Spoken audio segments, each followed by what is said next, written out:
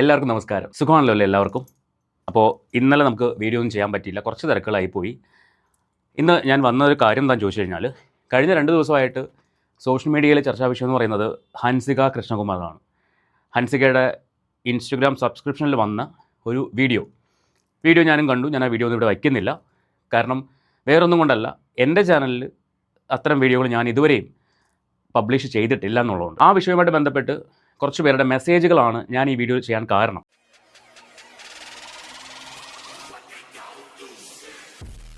Message ഇങ്ങനെയാണ്. എനിക്ക് തോന്നുന്നു ഒരുപാട് റിയാക്ഷൻ വ്ളോഗേഴ്സിൻ്റെ കമൻറ്റ് ബോക്സിലും അല്ലെങ്കിൽ അവരുടെ ഇൻബോക്സുകളിലും പോയ മെസ്സേജുകൾ ഈ രീതിയിലായിരിക്കും. നിനക്ക് രേണുസുതി സബ്സ്ക്രിപ്ഷൻ തുടങ്ങിയാൽ മാത്രമേ പ്രശ്നമുള്ളൂ, രേണുസുതി സബ്സ്ക്രിപ്ഷനിൽ തുണി അഴിച്ചാൽ മാത്രമേ പ്രശ്നമുള്ളൂ, ഇവിടുത്തെ ഹൻസിക അഴിക്കുന്നു, അവരഴിക്കുന്നു, ഇവരഴിക്കുന്നു, ഇവരൊന്നും ചെയ്യുന്നതിന് പ്രശ്നമില്ലേ എന്നൊക്കെ ചോദിച്ചുകൊണ്ടുള്ള കമൻറ്റുകളും മെസ്സേജുകളും തകൃതിയായിട്ട് പല റിയാക്ഷൻ വ്ളോഗേഴ്സിൻ്റെയും കമൻറ്റ് ബോക്സിലും ഇൻബോക്സിലൊക്കെ എത്തിയിട്ടുണ്ടെന്ന് മനസ്സിലായി. കാരണം ഒരുപാട് പേര് ഈ വിഷയം എടുത്ത് വെച്ച് സംസാരിച്ചു. ഒരു പക്ഷേ പതിവ് പോലെ ഏറ്റവും അവസാനം ചെയ്യുന്നത് ഞാനായിരിക്കും. ഇന്നും കണ്ടു പലരുടെയും വീഡിയോ ഈ ഹൻസികനെ കുറിച്ചുള്ളത്. ശരിക്കും ഈ പറയുന്ന ഫാമിലി, കൃഷ്ണകുമാർ ഫാമിലി താമസിക്കുന്നത് എൻ്റെ വീട്ടിൽ നിന്നൊരു 1 കിലോമീറ്റർ അപ്പുറത്താണ്. ഞാനും വളരെ ഷോക്കിംഗ് ആയിരുന്നു ഹൻസികയുടെ വീഡിയോ കണ്ടപ്പോൾ. കാരണം എന്തിനു വേണ്ടി, എന്തുകൊണ്ട്, ഇങ്ങനെ 2 ചോദ്യങ്ങൾ എൻ്റെ മനസ്സിൽ കൂടിയും പോയി. രേണുസുതിയെ മാത്രമല്ല, സബ്സ്ക്രിപ്ഷൻ തുടങ്ങുന്ന എല്ലാവരെയും, അതായത് തുണി അഴിക്കാൻ വേണ്ടി സബ്സ്ക്രിപ്ഷൻ തുടങ്ങുന്ന എല്ലാവരെയും നമ്മൾ എതിർത്ത് തന്നെയാണ് സംസാരിച്ചിട്ടുള്ളത്. ഇപ്പോഴും എതിർപ്പ് തന്നെയാണ്. പ്രത്യേകിച്ച് ഇപ്പോൾ ഹൻസിക ചെയ്ത കാര്യം പല ആൾക്കാരും അതിനെ ഗ്ലോറിഫൈ ചെയ്യുന്ന കണ്ടു. വസ്ത്ര സ്വാതന്ത്ര്യം അവരുടെ അല്ലേ? ആണ്, അവരുടെ വസ്ത്ര സ്വാതന്ത്ര്യമാണ്.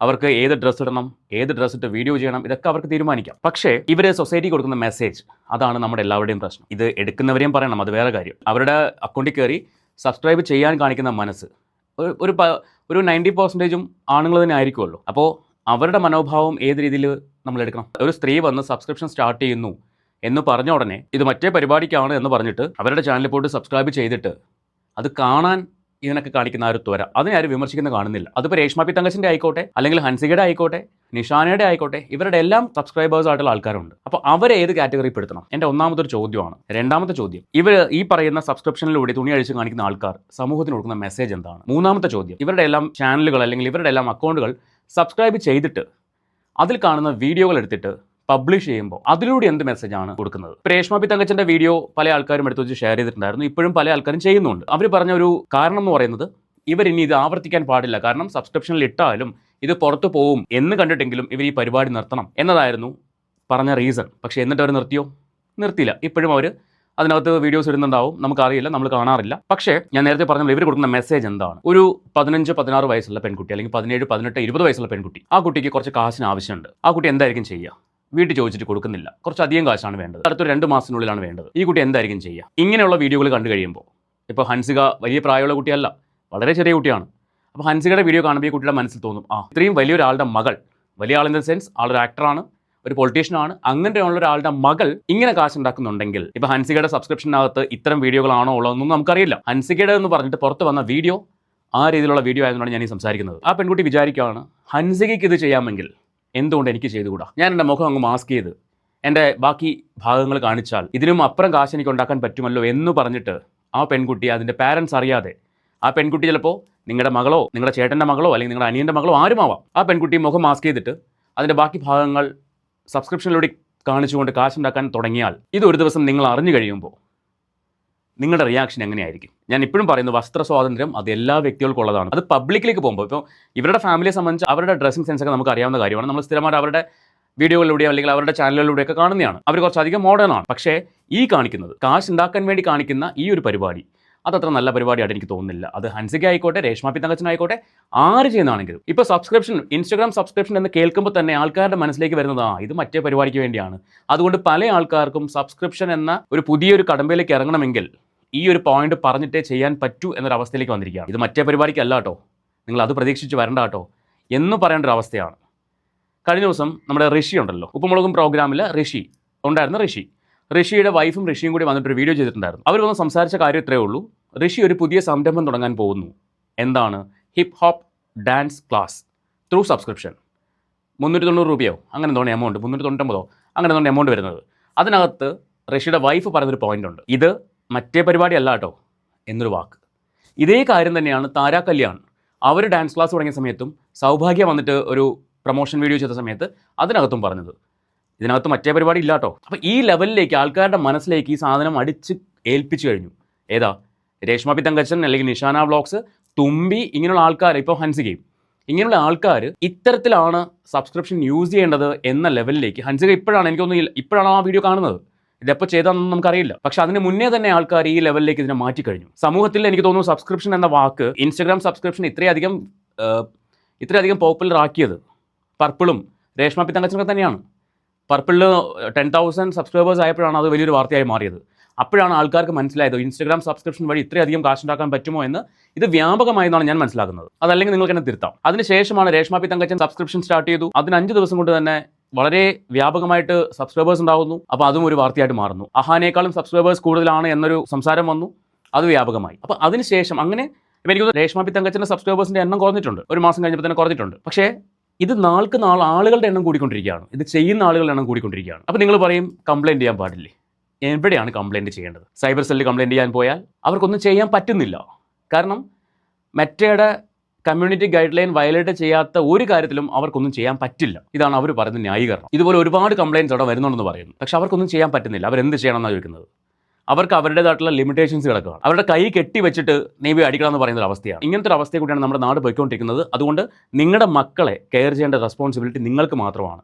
നിങ്ങളുടെ മക്കളുടെ ഫോൺ എല്ലാ ദിവസവും ചെക്ക് ചെയ്യുക. അവരെന്താണ് ഫോണിലൂടെ കാണുന്നത്, എന്തൊക്കെയാണ് അവരത് ചെയ്യുന്നത്, ചെക്ക് ചെയ്യാൻ പറ്റുന്നത് ചെക്ക് ചെയ്യുക. കാര്യം മക്കൾ നിങ്ങളുടേതാണ്. നാളെ അവരുടെ പല വീഡിയോകളും പല സൈറ്റുകളിലും കാണേണ്ടി വരുമ്പോൾ അപ്പോൾ വിഷമിച്ചിട്ട് കാര്യമില്ല. ഈ പനി വന്നിട്ടല്ല ട്രീറ്റ് ചെയ്യേണ്ടത്.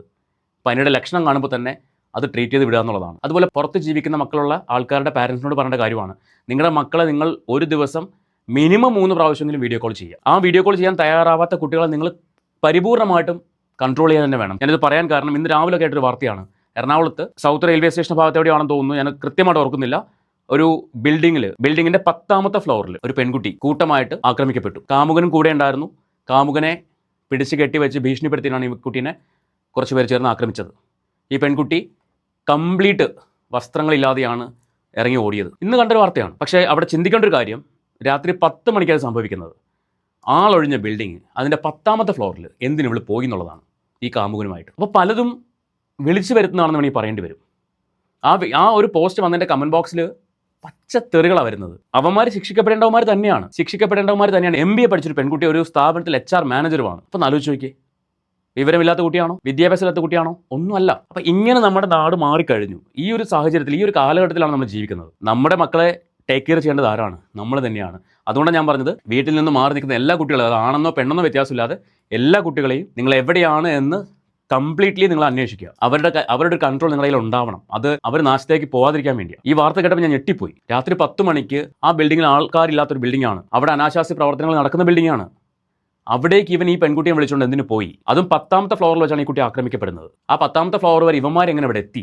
ഇങ്ങനെ കുറേ ചോദ്യങ്ങൾ അതിനകത്ത് വരുന്നുണ്ട്. പോലീസ് 2 പേരെ അറസ്റ്റ് ചെയ്തു. ഒരാൾ പിടിക്കാനുണ്ട്. ഈ ഒരു ലെവലിലേക്ക് കാര്യങ്ങൾ പോയി. ആ പെൺകുട്ടി ജീവനും കൊണ്ട് രക്ഷപ്പെട്ടു എന്ന് വേണമെങ്കിൽ പറയാം. ഒന്നുമില്ലാണ്ട് ഓടുകയായിരുന്നു. ആലോചിച്ച് നോക്കി. അപ്പോൾ രാത്രി ഇങ്ങനെയുള്ള ആൾക്കാരുടെ കൂടെ പോകുക എന്നുള്ളത് കൊച്ചിയിൽ വ്യാപകമായിട്ട് നടക്കുന്ന കാര്യമാണ്. കാര്യം നൈറ്റ് ലൈഫ് എന്ന് പറഞ്ഞിട്ട് ഇറങ്ങി നടക്കുകയാണ്. ഇതൊക്കെ സൂക്ഷിക്കേണ്ടത് ആരാണ്? ഇതൊക്കെ കൺട്രോൾ ചെയ്യേണ്ടത് ആരാണ്? പാരൻസ് തന്നെയാണ്. നിങ്ങളുടെ കുട്ടികളാണ്. സോ അവരെങ്ങനെ പോകണം, ഏത് വഴി പോകണം നിങ്ങൾ തീരുമാനിക്കുക. മക്കൾ വ്യക്തികളാണ്, ഇന്നത്തെ തലമുറയാണ്, ഒക്കെ ശരിയാണ്. പക്ഷേ എന്തെങ്കിലും അപകടം സംഭവിച്ചതിന് ശേഷം അയ്യോ എൻ്റെ മക്കൾക്കത് സംഭവിച്ചു, എൻ്റെ മകൾക്കത് സംഭവിച്ചു, പിന്നെ കരഞ്ഞിട്ടൊരു കാര്യമില്ല. നമ്മൾ ദിവസവും വാർത്തകൾ കേൾക്കുന്നുണ്ട്, ദിവസവും. പക്ഷെ ആ വാർത്ത കേൾക്കുമ്പോൾ നമ്മളെന്താ ചിന്തിക്കുന്നത്? അത് അവിടെയല്ലേ, അത് ഇവിടെയല്ലേ, അത് ആ നാട്ടിലല്ലേ, അത് ഈ നാട്ടിലല്ലേ, എൻ്റെ വീട്ടിൽ സംഭവിക്കില്ല, എൻ്റെ മക്കളങ്ങനെ പോകില്ല എന്ന് അവരോടുള്ള നമ്മുടെ അമിത വിശ്വാസമാണ്. ആ അമിത വിശ്വാസത്തെയാണ് പല കുട്ടികളും ചൂഷണം ചെയ്യുന്നത്. ഇപ്പോൾ ഈ പെൺകുട്ടിയുടെ അവസ്ഥ ഒന്ന് ആലോചിച്ച് നോക്കിയേ. 3 പേര് ചേർന്നിട്ട് ആ കുട്ടീനെ ഇല്ലാണ്ടാക്കിയിരിക്കുന്നു. നാളെ ഈ പയ്യൻ ആ കുട്ടിയെ കയ്യേൽക്കോ? തോന്നുന്നുണ്ടോ? ഏതാ ഇവളുടെ കാമുകൻ എന്ന് പറയുന്നവൻ അവളെ കയ്യേൽക്കും തോന്നുന്നുണ്ടോ? ആർക്ക് പോയി? അവൾക്കും അവളുടെ കുടുംബത്തിനും പോയി. വീട്ടുകാർക്ക് അറിയാമായിരുന്നോ? ഇല്ല. അവളുടെ കൂട്ടുകാർക്ക് അറിയാമായിരുന്നോ? ഇല്ല. നഷ്ടപ്പെട്ടപ്പോൾ ആർക്ക് നഷ്ടപ്പെട്ടു? അവൾക്ക് മാത്രം, അല്ലെങ്കിൽ അവളുടെ കുടുംബത്തിന് മാത്രം. വേറെ ആർക്കൊരു നഷ്ടമില്ല. ഈ ചെറുപ്പക്കാരൻ വേണമെങ്കിൽ നാളെ വേറൊരാൾ തേടിപ്പോയി അവൾ ആ പെൺകുട്ടിയായിട്ട് അഫെയറിലായിട്ട് അതങ്ങ് ജീവിക്കും. പക്ഷേ ഇവിടെ ഇവളോ എന്നും ഈ ട്രോമ അവളുടെ മനസ്സിൽ കിടക്കും. അപ്പോൾ ഇതിലൊക്കെ വഴിവെച്ചത് എന്താണ്? ആരാണ്? അതുകൊണ്ട് റിക്വസ്റ്റ് ചെയ്യുകയാണ്, സൂക്ഷിക്കുക. നിങ്ങളുടെ മക്കളുടെ ഫോണുകൾ നിങ്ങൾ ശ്രദ്ധിക്കുക തന്നെ വേണം. അവരെന്തൊക്കെ കാണുന്നു, എന്തൊക്കെ കേൾക്കുന്നു, എന്തൊക്കെ ചെയ്യുന്നു. പഠിക്കുന്ന കുട്ടികളാണെങ്കിൽ പ്രത്യേകിച്ച് ശ്രദ്ധിക്കുക തന്നെ വേണം. വല്ലാത്തൊരു കാലമാണ്, വല്ലാത്തൊരു കാലഘട്ടമാണ്. സബ്സ്ക്രിപ്ഷൻ തുടങ്ങുന്നതിന് തെറ്റൊന്നുമില്ല. കാരണം മെറ്റ കൊടുത്തേക്കുന്ന ഇൻസ്റ്റാഗ്രാം വഴിയുള്ള ഒരു വരുമാന മാർഗ്ഗമാണിത്. പക്ഷെ അത് എങ്ങനെ ഉപയോഗിക്കണം, നല്ലതായിട്ട് ഉപയോഗിക്കണോ ചീത്തയായിട്ട് ഉപയോഗിക്കണോ നമ്മൾ തീരുമാനിക്കണം, നമുക്ക് തീരുമാനിക്കാം. ഇത്രയൊക്കെ പറയാനുള്ളൂ. സോ നിങ്ങളുടെ അഭിപ്രായം തീർച്ചയായിട്ടും നിങ്ങൾ കമൻറ്റ് ചെയ്യുക. ചാനൽ സബ്സ്ക്രൈബ് ചെയ്യാതെ കാണുന്ന ആരെങ്കിലും ഉണ്ടെങ്കിൽ ഒന്ന് സബ്സ്ക്രൈബ് ചെയ്തോളൂ. നമുക്ക് മറ്റൊരു വീഡിയോ ആയിട്ട് വീണ്ടും കാണാം.